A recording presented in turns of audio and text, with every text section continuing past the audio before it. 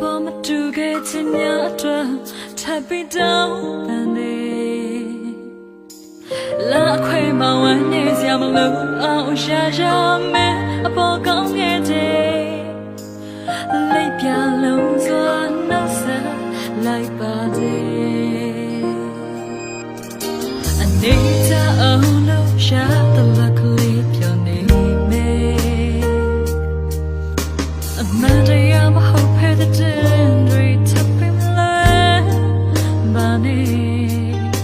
အများသိမှမင်းငါသာနေရမှာတဲ့အသက်ခံခဲ့ရတယ်လို့စိတ်အစာဖြည့်တဲ့ကစားပွဲတွေကိုရ